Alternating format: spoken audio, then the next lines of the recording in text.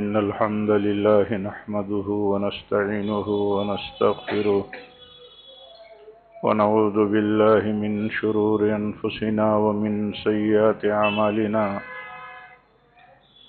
من يهده الله فلا مضل له ومن يضلل فلا هادي له وأشهد أن لا إله إلا الله وحده لا شريك له وأشهد أن لا إله إلا الله وحده لا شريك له وأشهد أن محمدا عبده ورسوله يا أيها الذين آمنوا اتقوا الله حق تقاته ولا تموتن إلا وأنتم مسلمون يا أيها الناس اتقوا ربكم الذي خلقكم من نفس واحدة وخلق منها زوجها وبث منهما رجالا كثيرا ونساء واتقوا الله الذي تساءلون به والأرحام إن الله كان عليكم رقيبا يا أيها الذين آمنوا اتقوا الله وقولوا قولا سديدا يصلح لكم أعمالكم ويغفر لكم ذنوبكم ومن يطع الله ورسوله فقد فاز فوزا عظيما أما بعد فإن خير الحديث كتاب الله وخير الهدي هدي محمد صلى الله عليه وسلم وشر الأمور محدثاتها وكل محدثة بدعة وكل بدعة ضلالة وكل ضلالة في النار. أعوذ بالله من الشيطان الرجيم. بسم الله الرحمن الرحيم. قاف والقرآن المجيد بل عجبوا أن جاءهم منذر منهم فقال الكافرون هذا شيء عجيب أإذا متنا وكنا ترابا ذلك رجع بعيد قد علمنا ما تنقص الأرض منهم وعندنا كتاب حفيظ بل كذبوا بالحق لما جاءهم فهم في أمر مريج أفلم ينظروا إلى السماء فوقهم كيف بنيناها وزيناها وما لها من فروج والأرض مددناها وألقينا فيها رواسي وأنبتنا فيها من كل زوج بهيج تبصرة وذكرى لكل عبد منيب ونزلنا من السماء ماء مباركا فأنبتنا به جنات وحب الحصيد والنخل باسقات لها طلع نديد رزقا للعباد وأحيينا به بلدة ميتا كذلك الخروج كذبت قبلهم قوم نوح وأصحاب الرس وثمود وعاد وفرعون وإخوان لوط وأصحاب الأيكة وقوم تبع كل كذب الرسل فحق وعيد أفعينا بالخلق الأول بل هم في لبس من خلق جديد. وقال الله تعالى في موضع آخر ومن أعرض عن ذكري فإن له معيشة ضنكا ونحشره يوم القيامة أعمى.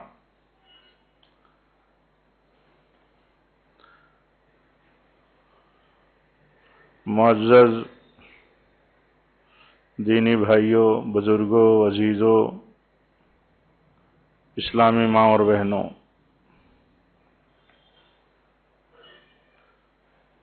اللہ تعالیٰ نے نیکی اور بدی کا بدلہ رکھا ہے.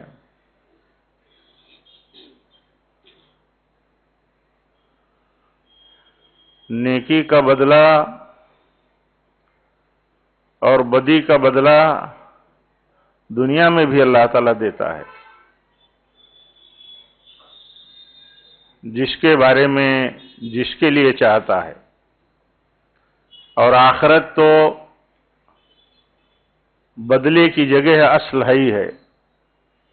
اصل حساب تو آخرت کا ہی حساب ہے، لیکن اللہ تعالیٰ دنیا میں بھی نیکیوں اور برائیوں کا بدلہ دیتا ہے جہاں جب اس کی جس کے لیے مشیت ہوتی ہے. ہمارا جب یہ تصور مضبوط ہو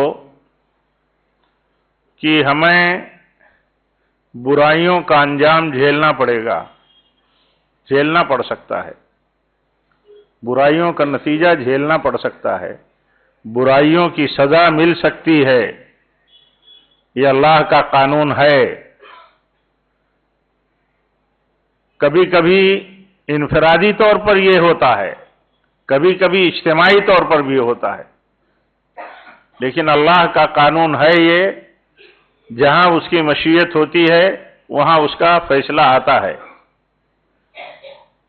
ہم اللہ کی کتاب پر، نبی صلی اللہ علیہ وسلم کی سنتوں پر، کتاب و سنت کی تعلیمات پر ایمان رکھنے والے لوگ ہیں۔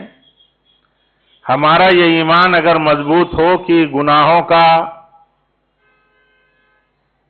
کا انجام، گناہوں کا رزلٹ، گناہوں کے اثرات ہمیں بھگتنا پڑ سکتے ہیں، وہ بتایا ہے اللہ اور اس کے رسول نے، تو ہم چوکنا رہتے ہیں۔ ہمیں ہر آدمی دیکھے، ہمارے بھائی چھوٹے بڑے دیکھیں، ہماری مائیں بہنیں بیٹیاں دیکھیں کہ کیا ہمارے دل میں یہ تصور رہتا ہے کہ یہ گناہ ہم کریں گے تو اس کو بھگتنا پڑے گا، اگر اللہ نے معاف نہیں کیا تو بھگتنا پڑے گا۔ اور اگر یہ تصور مضبوط ہو کہ گناہ کا انجام ہے اور بھگتنا پڑ سکتا ہے دنیا میں بھی، تو آدمی چوکنا رہے گا۔ اللہ کے نبی صلی اللہ علیہ وسلم فرماتے ہیں کہ مومن جب غلطی کرتا ہے، گناہ کرتا ہے، تو اس کے دل پر ایک کالا دھبا پڑتا ہے، ایک کالا دھبا پڑ جاتا ہے اس کے دل پر۔ اگر وہ توبہ کر لیتا ہے، گناہ چھوڑ دیتا ہے، استغفار کر لیتا ہے، تو اللہ تعالیٰ پھر اسی طرح اس کے دل کو صاف کر دیتا ہے، وہ دھبا مٹا دیتا ہے۔ لیکن اگر وہ رجوع کرنے کے بجائے، گناہ چھوڑنے کے بجائے، استغفار کرنے کے بجائے مسلسل گناہ کرتا رہتا ہے، تو وہ دھبا بڑھ کر کے پورے دل پر چھا جاتا ہے، پورے دل کو کالا کر دیتا ہے۔ اور جب انسان کا دل کالا ہو جاتا ہے، پورے طور پر اس کا دل دھبوں سے بھر جاتا ہے، تو یہ اللہ تعالیٰ نے بیان کیا کہ یہ جب ہوتا ہے تو یہ انسان کے کرتوت کا نتیجہ ہوتا ہے، ایک مومن کے کرتوت کا یہ نتیجہ ہوتا ہے کہ اس کا دل جو ہے، اس کا دل کالا ہو جاتا ہے۔ جب دل کالا ہو گیا، اور اس کو اس طرح سمجھ لیں کہ جب مہر لگ گئی تو بہت مشکل ہوتا ہے انسان کا پلٹ کر کے آنا، وہ کرتا رہتا ہے، کوئی پرواہ نہیں کرتا۔ اسے جب یہ پرواہ نہ ہو کہ گناہ کا انجام بہت برا ہے، وہ بھگتنا پڑ سکتا ہے اگر اللہ نے معاف نہیں کیا، تو انسان گناہ چھوڑتا نہیں ہے، گناہ کرتا رہتا ہے، گناہ کرتا رہتا ہے۔ اور گناہ کرتے کرتے جب اس کا دل پورا سیاہ ہو جاتا ہے تو اس مرحلے میں چلا جاتا ہے کہ عام طور پر وہ لوٹ کر کے آتا نہیں۔ آپ اپنے سماج میں دیکھیے، اپنوں ہی میں دیکھیے، اپنی کمی دیکھیے، اپنے ارد گرد، اپنے گھر، رشتہ دار، بال بچے، ہم ایک دوسرے سے جو جڑے ہیں انہیں میں دیکھیے، کچھ جرم اور کچھ غلطیاں ایسی ہیں جو انسان برابر کرتا رہتا ہے، بلکہ اس میں وہ بڑھتا رہتا ہے، اس کا جرم بڑھتا رہتا ہے، اس کا ظلم بڑھتا رہتا ہے، زیادتی بڑھتی رہتی ہے، وہ کمی نہیں اس کے اندر پیدا ہوتی۔ اور اس کی وجہ یہی ہے کہ غلطی کرتا ہے کوئی پرواہ نہیں، غلطی کرتا ہے توبہ نہیں کرتا، غلطی کیا چھوڑتا نہیں۔ کیوں ایسا ہوتا ہے؟ مطلب ہم لوگ سوچیں کہ کیوں ایسا ہوتا ہے؟ ایسا اس لیے ہوتا ہے کہ انسان یہ نہیں دیکھتا کہ اس غلطی پر، ایک مسلمان اور مومن یہ نہیں دیکھتا کہ اس غلطی پر جو بھگتان بھگتنا پڑے گا وہ بہت برا ہو سکتا ہے۔ اسی لیے اللہ کے نبی صلی اللہ علیہ وسلم نے اس طرح سمجھایا کہ دیکھو، غلطی کر کے سرکشی مت کرو، غلطی سے انسان بچ نہیں سکتا، کہیں نہ کہیں اس سے غلطی ہو جاتی ہے، لیکن سرکشی نہیں ہونی چاہیے، عدوان نہیں ہونی چاہیے، آدمی کی ڈھٹائی نہیں ہونی چاہیے کہ غلطی کرے کوئی پرواہ نہ ہو، اللہ سے بھی حیا نہ ہو، اللہ کے بندوں سے بھی حیا نہ ہو، اس طرح آدمی نیچے اتر گیا ہو تو پھر اسے کیا رہ جاتا ہے؟ آج دیکھیے کتنا ہم جوجھ رہے ہیں، آپ جوجھ رہے ہیں سماج میں۔ عام طور پر اس کی وجہ یہی ہے کہ انسان اس بات کو سوچتا ہی نہیں ہے کہ اس کے گناہوں کا کچھ انجام بھی ہے۔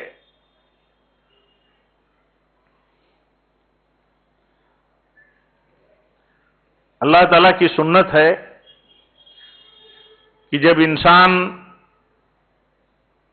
نیک ہوتا ہے، ولی ہوتا ہے، اللہ کا تقوی والا ہوتا ہے، ولی سے مراد یہ ولی نہیں جو ہمارے سماج میں گنے چنے لوگوں کو طے کر کے ان کی مزار بنائے گئے یا مزار بنا دیے جاتے ہیں، پھر اس پر عرس لگتے ہیں، پھر وہاں جا کر کے استمداد کیا جاتا ہے، مدد مانگی جاتی ہے، مصیبتوں بیماریوں سے نجات مانگی جاتی ہے، فریاد کی جاتی ہے، ان کو چوما چاٹا جاتا ہے۔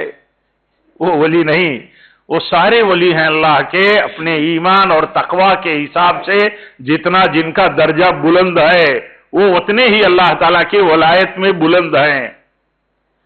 تو اللہ تعالیٰ کا دیکھیے قانون ہے، اللہ تعالیٰ کا قانون ہے کہ جو میرے نیک بندوں سے جنگ چھیڑتا ہے، لڑتا ہے، تو میں اس کے خلاف جنگ چھیڑتا ہوں۔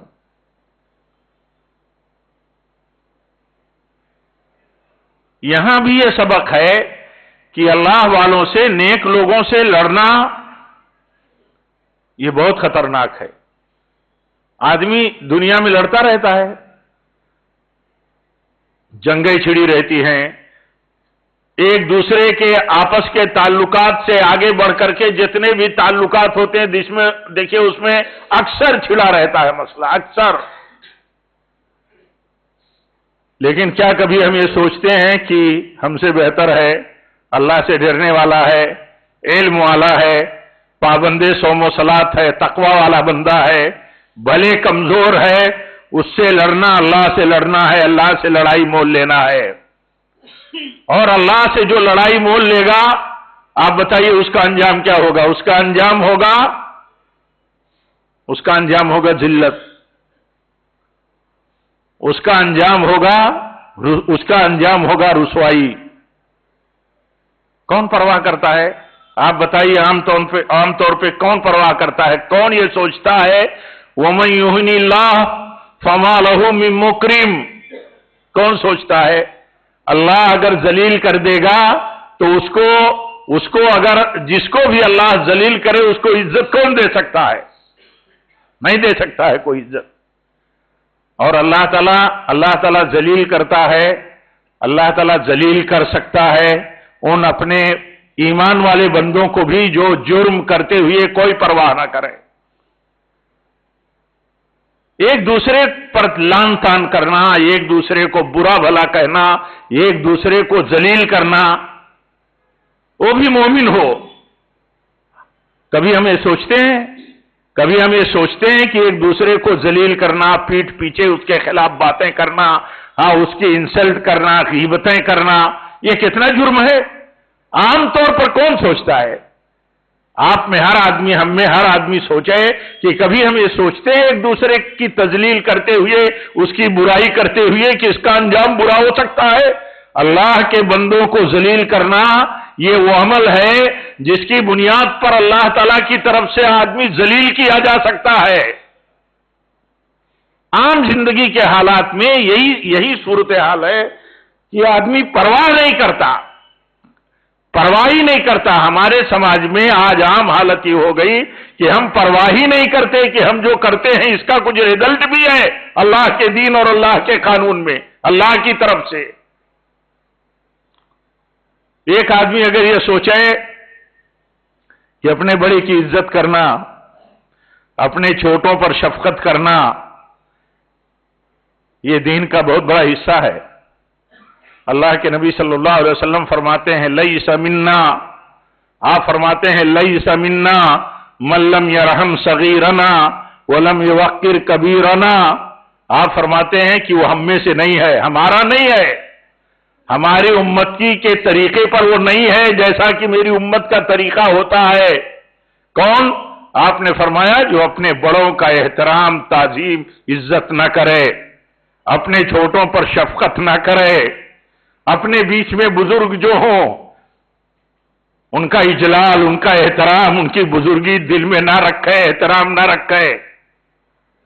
پوچھیں، آپ پوچھیں ہم لوگ اپنے دل سے، اپنے ضمیر سے، گریبان میں اپنا سر ڈال کر کے کہ کیا یہ وتیرہ، یہ طریقہ، یہ ادب ہمارے ہاں ہے؟ اس کے الٹا ہے، عام طور پر اس کے الٹا ہے کہ آدمی چھوٹا ہے تو شفقت کے بجائے اس پر ظلم، اس کے ساتھ غصب، اس کے حقوق کا مارنا، اور بڑا ہے تو کچھ نہیں کر سکتا، ہاں تو اس کا کوئی احترام نہیں، کوئی عزت نہیں، اس کو سامنے نہیں تو پیچھے ہی ذلیل کرو۔ تو اس کا انجام کیا ہے؟ دیکھیے اس کا انجام یہ ہے، اللہ کے نبی فرماتے ہیں جو اپنے بڑوں کا احترام اور ان کی تعظیم نہ کریں، اپنے علماء کا حق اور مقام نہ جانے، اپنے چھوٹوں پر شفقت نہ کرے، اللہ کے نبی فرماتے ہیں لیس منا، وہ ہمارا نہیں۔ ہم میں کوئی آدمی یہ سوچ سکتا ہے کہ ہم اس کیٹیگری میں چلے جائیں گے جس کیٹیگری میں نبی صلی اللہ علیہ وسلم کے امتیوں کے طریقے پر وہ کیٹیگری نہیں ہے، ہم وہاں چلے جائیں گے؟ نہیں سوچتا ہے آدمی عام طور پر۔ اور اگر سوچنے لگے، ہم میں کا ہر آدمی اگر سوچنے لگے تو آپ بتائیے دنیا میں سب سے زیادہ حملے آج، دنیا میں سب سے زیادہ حملے کمزوروں پر، بزرگوں پر، علماء پر، یہ ساری چیزیں بہت عام ہیں۔ علماء پر حملہ کرنے کا آپ نہیں سوچ سکتے عام طور پر۔ یہ اس کی جڑیں کہاں ہیں؟ اس کی جڑیں اسلام دشمن مطلب مشن سے متعلق ہیں۔ دنیا میں جو اسلام کی جڑیں کھود دینا چاہتے ہیں، ہاں ان کا یہ ایجنڈا ہے کہ اسلام چونکہ علماء کے ذریعے باقی رہتا ہے، وہی اسلام امت تک، عوام تک پہنچاتے ہیں۔ علماء کی حیثیت اور عزت عوام کی نگاہوں سے گرا دو، علماء کی ذلت اور علماء کے خلاف باتیں کر کے، ان کی ایک ایک کہیں غلطیاں ہوں تو اس کا اشتہار کر کے کرو کیا کہ ان کی عزتیں گرا دو۔ علماء کی عزتیں گر گئیں، گھٹ گئیں تو کیا ہوگا؟ دھیرے دھیرے آدمی کے دل سے اسلام کی عزت گھٹ جائے گی۔ علماء جو ہماری نظر میں ہمارے لیے بہت بڑا مقام رکھتے ہیں اسلام کی بنیاد پر، بہت بڑا درجہ ہے ان کا جب درجہ ہمارے دل و دماغ سے نکل جائے، ان کی حیثیت ختم ہو جائے تو آدمی نہ ان سے سننا چاہے گا، نہ ان کا احترام کرنا چاہے گا، نہ جڑنا چاہے گا۔ نتیجہ کیا ہوگا؟ نتیجہ یہ ہوگا کہ وہ برکت جو علماء سے ملتی ہے، وہ برکت جو اپنے اکابر سے ملتی ہے، یا وہ برکت جو اللہ تعالیٰ نے بزرگوں کے ذریعے رکھی ہے، ان کے تجربے، ان کی دانشمندی، ان کی سوجھ بوجھ، لمبی عمر کے ان کے اپنے جو ایکسپیرینس ہیں، اس سے آدمی محروم ہو جائے گا۔ تو یہ ساری چیزیں یہ کیوں کی جاتی ہیں؟ صحابہ کو شیعہ اور روافض کیوں تبرہ کرتے ہیں؟ اس لیے تبرہ کرتے ہیں ہاں کہ ان کے پیچھے ایک مقصد ہے کہ صحابہ ہی امت اور نبی صلی اللہ علیہ وسلم اور دین کے بیچ میں واسطہ ہیں۔ اگر اس واسطے کو داغدار بنا دیا جائے، غیر معتبر بنا دیا جائے کہ یہ معتبر نہیں ہے، یہ غلط تھے، ان پر بھروسہ نہیں کیا جا سکتا، تو سیدھی بات ہے اس کا رزلٹ کیا ہوتا ہے؟ اس کا رزلٹ یہ ہوتا ہے کہ اس دین پر بھی بھروسہ نہیں کیا جا سکتا جو ان کے تھرو آیا ہوا ہے، انہی کے تو تھرو ملا ہے دین۔ اللہ کے نبی سے صحابہ نے دین سیکھا، صحابہ اللہ کے نبی کے حکم کے مطابق آگے دین بڑھاتے گئے اور دین بڑھتا بڑھتا چلا آیا یہاں تک۔ تو وہ واسطہ، وہ کڑی جو نبی صلی اللہ علیہ وسلم اور امت کے بیچ میں ہے، وہ کڑی صحابہ کی ہے۔ تو انہوں نے کیا کیا؟ صحابہ کو نشانہ بنایا اور بہت بڑا ٹارگیٹ یہ رکھا کہ تاکہ جب صحابہ کو متہم کر دیا جائے، غیر معتبر کر دیا جائے اور ان کا اعتبار لوگوں کے دلوں سے نکال دیا جائے تو دین کا جو کچھ حصہ ہمارے بیچ میں موجود ہے وہ خود غیر معتبر ہو جائے۔ تو یہ بہت بڑا، یہ اس کا انجام کیا ہوتا ہے، بہت خطرناک ہوتا ہے۔ اسی لیے یہ ضروری ہے کہ سمجھنا، آخر علماء ہی آپ کے ہمارے سماج میں سب سے برے ہیں۔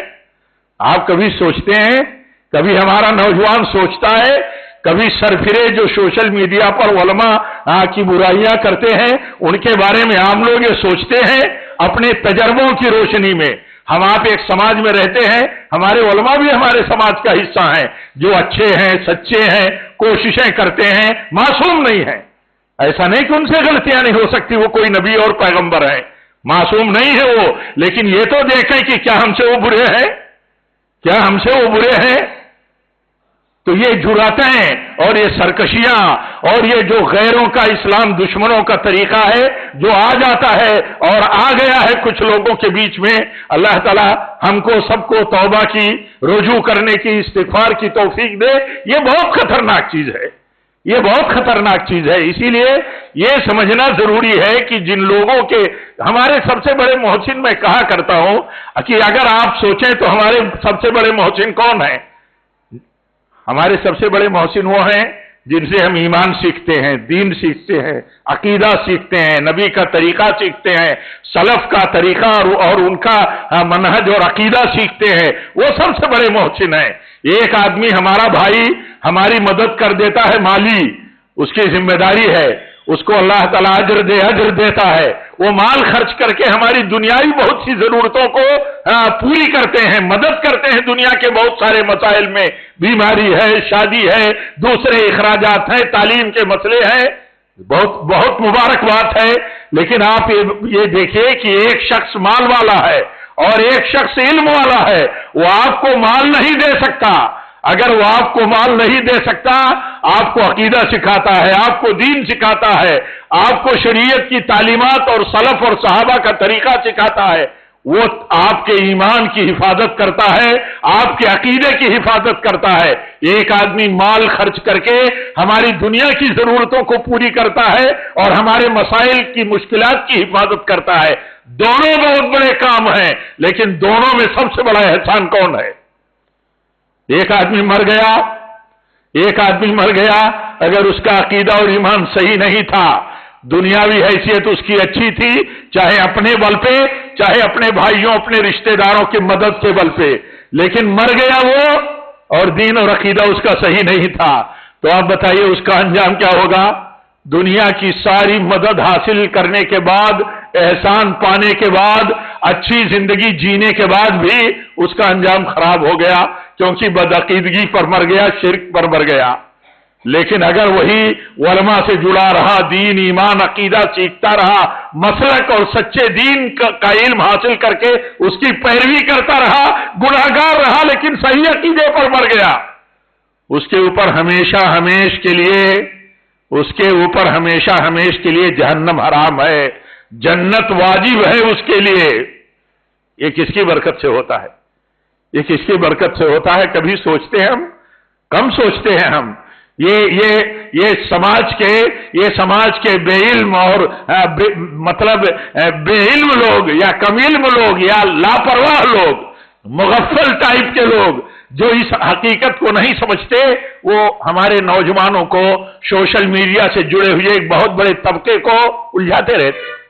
بہت بڑی سازش ہے اس کے پیچھے، شاید وہ بھی نہ سمجھتے ہوں، شاید وہ بھی نہ سمجھتے ہو کہ عوام اور امت محمدیہ کے اندر علماء کا اعتبار گرا دینا، یہ دین کا اعتبار اور دین سے رشتہ توڑنے والا کام ہے۔ دین سے توڑنا ہو، دین سے رشتہ ختم کرنا ہو تو کیسے کہیں گے کہ تم دین سے رشتہ توڑ لو؟ انہیں توڑنا ہوگا علماء کو، اس کڑی کو۔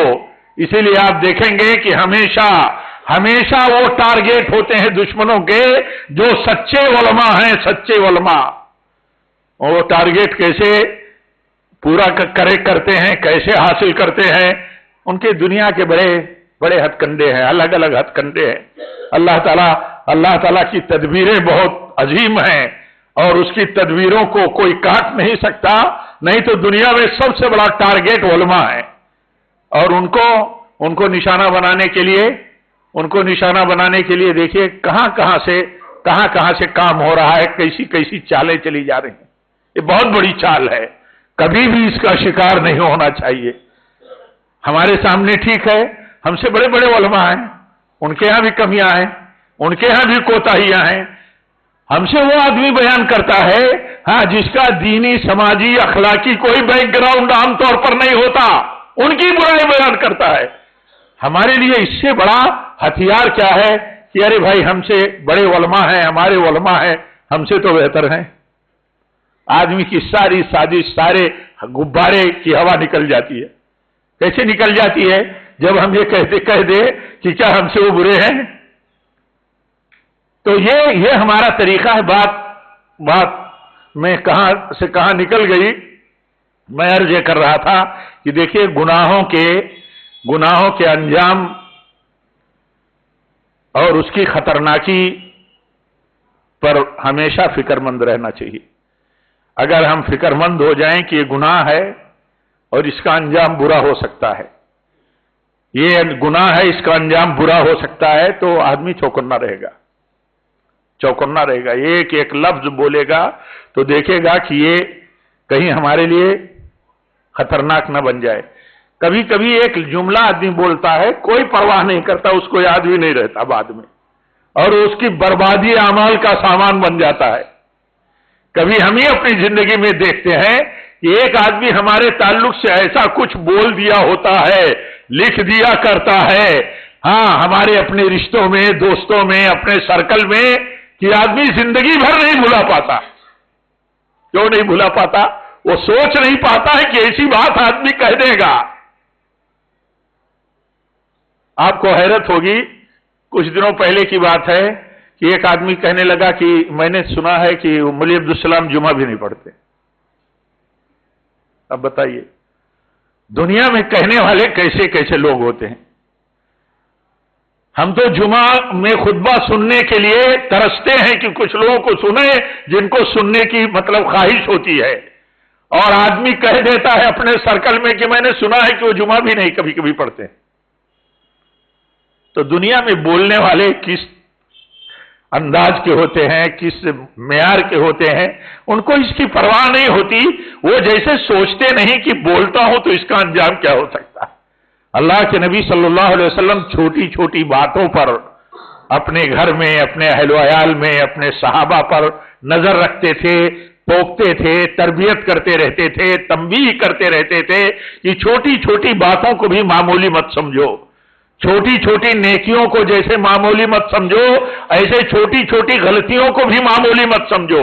غلطیوں کا خمیازہ بہت خطرناک ہوتا ہے، بھگتنا پڑ سکتا ہے کبھی۔ آپ سوچئے ہماری دینی ماں بہنوں کے لیے برابر یہ سبق ملتا رہتا ہے، یاد دلایا جاتا رہتا ہے، نئی بات تو کچھ ہے نہیں، ہمارے آپ کے پاس اور ہمارے پاس جو چیز ہے وہی اصل ہے، اور وہی ہمارے لیے ہدایت اور رہنمائی کی اصل ہے۔ اللہ کے نبی صلی اللہ علیہ وسلم اپنی بیوی سے کہتے ہیں، اپنی بیوی جو امت میں، عورتوں میں، ساری امت میں ماں کا درجہ رکھتی ہے، بہت بڑا درجہ ہے جن کا، ام المومنین عائشہ رضی اللہ تعالیٰ عنہ، اپنی سوتن کو انہوں نے ناٹی کہہ دیا، ناٹی۔ تو آپ نے فرمایا کہ تمہاری بات یہ اتنی خطرناک ہے، اتنی خطرناک، تنزن، کسی کو ناٹا کیا وہ اللہ نے کیا، کسی کو لمبا بڑھا دیا اللہ تعالیٰ کا فیصلہ ہے، بندے کا ہمارا آپ کا کوئی دخل ہے؟ ہم میں کوئی خوبصورت ہے، کوئی خوبصورت نہیں ہے، ہمارا آپ کا کوئی دخل ہے؟ ہماری بناوٹ، ہماری تخلیق میں اور آپ کی تخلیق میں فرق ہے، آپ خوبصورت ہیں، وہ خوبصورتی ہمیں اللہ نے نہیں دی، لیکن نہ آپ کا دخل ہے آپ کی خوبصورتی میں، نہ ہماری کم خوبصورتی میں ہمارا کوئی دخل ہے، کوئی دخل نہیں ہے۔ لیکن ہم تانا دیں، آپ تانا دیں अपने से कम खूबसूरत या बदसूरत आपको नजर आता है अपना भाई, तो आप सोचिए ये गोया कि अल्लाह के हिकमत और फैसले पर तंज करना है, अल्लाह के हिकमत और फैसले पर अंगुष्ठ नुमाई करना है। ये बात छोटी नहीं है। कहने के लिए तो बहुत आसान है, किसी को काला कलूटा तंजन कह दिया, किसी को लंगड़ा कह दिया तंजन। कभी आदमी के अंदर जिस्मानी तौर पर कोई चीज होती है और वो पहचान बन जाती है, तो ऐब नहीं वो है, कोई पहचान बन गई। कोई हमारा भाई काला कलर का है, उसे कहते कहते लोग कल्लू कहने लगे, तो कल्लू कहते वक्त उसको तंज और उसे गाली नहीं लगती है, लेकिन किसी को गाली देते अंदाज में गालियतन तंजन अगर ऐसा कहा जाए, हाँ, तो आप देखिए वो कितना उसके दिल पर लगने वाली बात हो जाती है। अल्लाह के नबी को जब पता चला, ऐसे ही और एक वाकया है, तो अल्लाह के नबी को जब पता चला तो आपने फरमाया कि अल्लाह से डरो, अल्लाह से डरो। ये बात इतनी खतरनाक है कि अगर ये दरिया के पानी में बात घोल दी जाए तो दरिया का जो मीठा पानी है वो खारा हो जाए। मीठा पानी का दरिया, मीठे पानी का दरिया, मीठे पानी की नदी वो खारीपन में बदल जाए वो पानी, ये इतनी खतरनाक बात, यानी अंजाम है, बात का अंजाम है। देखिए आप हम अपनी जिंदगी में कैसे हम याद रखते हैं अपने रिश्तेदारों के तंज को, अपने दोस्तों के तंज को, उनकी गालियों को, उनकी बदजबानियों को कैसे हम याद रखते हैं, या हमारी कमियों को हमारा भाई, हमारा रिश्तेदार कैसे याद रखता है, कैसे याद रख सकता है। वो भूलता नहीं है आमतौर पर, और उसका नतीजा, उसका रिजल्ट जगह जगह दिखाई देता है। तो अल्लाह ताला ने फरमाया कि ये जो है, ये एक दूसरे को रुसवा करना और ये समझना कि दूसरे को रुसवा करने का आदत बनी हुई हो, आदत आदमी का एक तरह से हैबिट जिसको कहते हैं, क्यों बनी रहती है? आप बताइए हमारी हैबिट क्यों बनी रहती है? हम बैठते हैं तब हम अपने मौलवियों को और अपने सर्कल के दोस्तों को हम उनकी बुराई करते रहते हैं। क्यों बनी रहती है और बढ़ती रहती है? क्यों बढ़ती रहती है? वही हदीस में जो आता है कि इंसान जब गलती करता है और उस गलती पर उसके दिल पर धब्बा और नुक्ता पड़ता है और फिर वो रुजू कर लेता है, छोड़ देता है, इस्तिगफार कर लेता है, तो अल्लाह ताला फिर उसके दिल को साफ सुथरा और वैसे ही कर देता है जैसे पहले था, बेदाग था ऐसे बेदाग बना देता है। लेकिन अगर वो गलती करता रहता है, बढ़ता रहता है गलतियों में, तो वो दाग अल्लाह ताला नुक्ता बढ़ाता रहता है, यहां तक कि पूरा दिल सियाह हो जाता है। तो ये नसीहत है, मैं अपने लिए और आप सबके लिए बहुत अहम समझता हूं कि देखिए गलतियों पर उसके अंजाम का एहसास जिंदा रखना चाहिए। वो एहसास अगर जिंदा रहेगा तो हम बहुत ज्यादा गलतियों से बचने वाले हो जाएंगे, अल्लाह ताला बचाएगा हमको। लेकिन अगर हम ऐसा नहीं करेंगे तो नतीजा वही है, हाँ, जिसमें हम जीते हैं, जिसको हम रात दिन देखते हैं। अल्लाह के नबी सल्लल्लाहु अलैहि वसल्लम देखिए फरमाते हैं कि जब इंसान गलती करता है तो उस गलती का दाग पड़ता है दिल पर। ये बात याद रखिए, एक बात याद रखिए कि वो धब्बा काला जो पड़ता है, हाँ, वो बढ़ता रहता है अगर हम गलती से तौबा नहीं करते, छोड़ते नहीं। और भी देखिए बहुत सारी चीजें हैं, अल्लाह ताला नेमतें भी छीनता है, नेमतें छीनता है अल्लाह। नेमतें कैसे छीनता है हम में कौन नहीं जानता। अल्लाह ताला ने आदम को पैदा किया, उनसे उनकी बीवी हव्वा को पैदा किया और जन्नत में बसा दिया। कहां बसा दिया? जन्नत में। हम सब जानते हैं, हर मर्द औरत इस मसले को जानता है, मुसलमान है तो कम से कम जानता ही है। और हुक्म दे दिया, कहा कि इस जन्नत में जहां चाहो, जो चाहो, जैसे चाहो रहो, शौक से रहो, शान से रहो, इज्जत से रहो, اپنی خواہش کے مطابق رہو، جو دل کہے وہ کھاؤ پیو، لیکن ایک درخت کے بارے میں اللہ تعالیٰ نے فرمایا کہ اس درخت کے قریب مت جانا۔ دیکھیے شیطان نے بہکا دیا تو ہوا کیا؟ جنت سے اللہ تعالیٰ نے نکال دیا۔ کیا سبق ہے؟ انسان جب غلطی کرتا ہے تو اس کے لیے خطرہ ہے، اس کے لیے خطرہ ہے کہ وہ اللہ تعالیٰ کی وہ نعمتیں جو اللہ تعالیٰ نے دے رکھی ہیں اسے چھین لے۔ ہم آدم کی اولاد ہیں، آدم کا یہ قصہ قرآن میں بار بار ذکر ہوا ہے، بار بار ہم سنتے ہیں، دہرایا جاتا رہتا ہے۔ سبق اس میں کیا ہے؟ سبق یہ ہے کہ اللہ تعالیٰ اپنی دی ہوئی نعمت کو چھین سکتا ہے، چھین لے گا اگر اس کی نافرمانی ہوگی۔ اور دنیا میں سب سے بڑی نعمت ایمان کے بعد امن کی نعمت ہے، امن کی امن عافیت، پیس کی۔ اگر کہیں پیس اور امن سے محروم ہیں، مسلمان محروم ہیں، تو کم سے کم یہ تو دیکھنا چاہیے کہ زندگی میں ہمارے گھر میں، ہمارے سماج میں کہیں اللہ تعالیٰ کی نافرمانیوں کا سلسلہ تو نہیں ہے کہ اللہ تعالیٰ ہم سے امن اور اپنی عافیت اٹھا رکھا ہے۔ نہیں دیکھتا ہے آدمی، گھر میں جھگڑے، بھائیوں میں جھگڑے، پارٹنروں میں جھگڑے، پڑوس سے جھگڑے، ہر چھوٹے بڑے کے جھگڑے، ہر ایک دوست کے دوسرے دوست سے جھگڑے، رات دن سسٹموں میں بیٹھے ہوئے لوگ سسٹموں میں جھگڑے، اداروں میں جھگڑے، کہاں جھگڑے نہیں؟ یہ سارے جھگڑے کیوں ہیں؟ یہ سارے جھگڑے اس لیے ہیں کہ اللہ تعالیٰ کی طرف سے مسلط کر دیے جاتے ہیں۔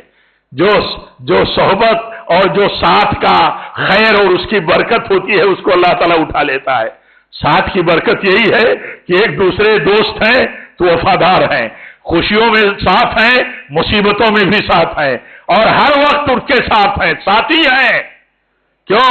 اس لیے کہ انہیں ساتھ اللہ تعالیٰ نے دیا ہے اور ساتھ بنایا ہے۔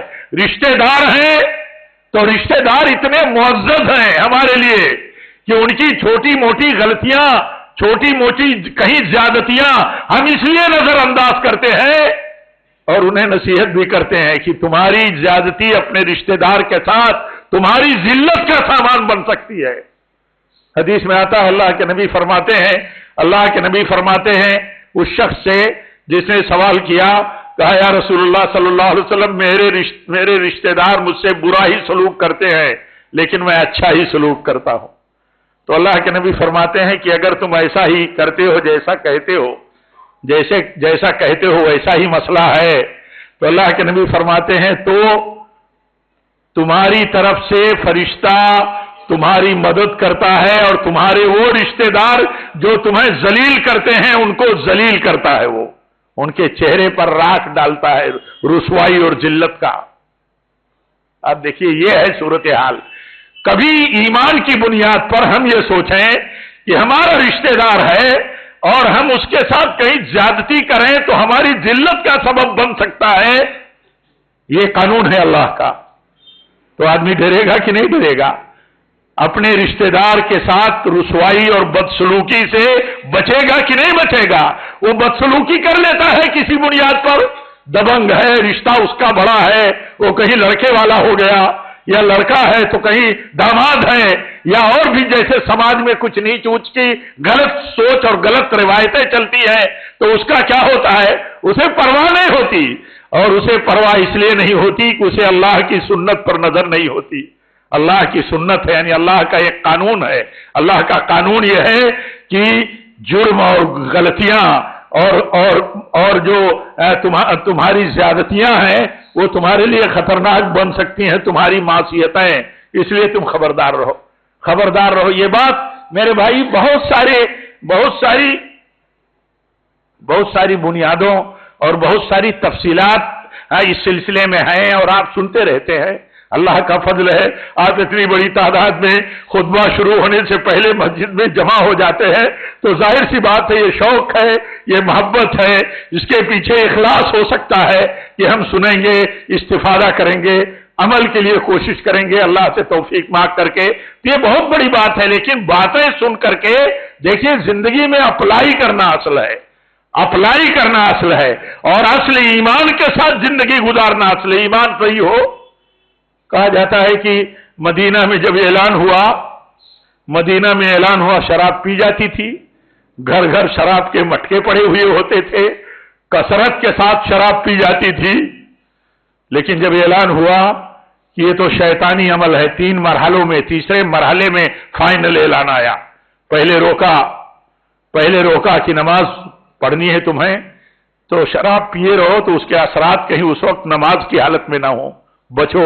پھر کہا گیا کہ یہ برا عمل ہے، پھر فائنل کہا گیا کہ بچو، آرڈر آیا اللہ کی طرف سے۔